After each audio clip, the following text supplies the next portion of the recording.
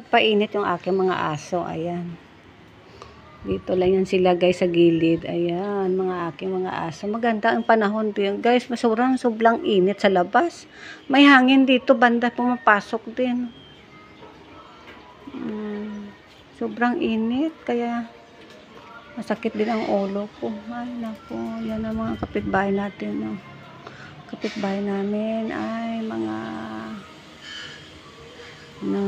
tahimik.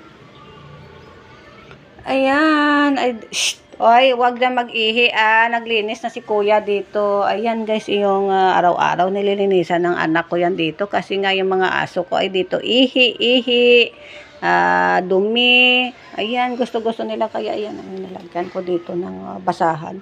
Magastos ako sa basahan dahil yung mga aso ko ay dito na. Kaya dito nalalagi. Dito yan sila. Maganda yung panahon. Mainit lang sa mga hangin-hangin. Mahangin-hangin.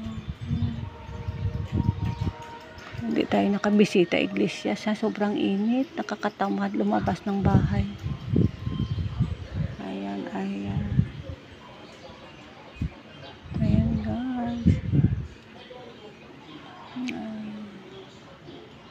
Medyo hangin-hangin, mayroon ding hangin-hangin kahit papaano ay mayroong hangin. Ayan ang aking mga basahan, yan yung mga sa aso ko.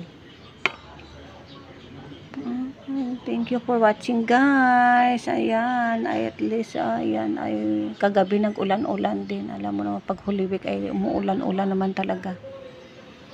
Ayan guys. Ayan, dito yan sila. Oh. Ayan dito yan.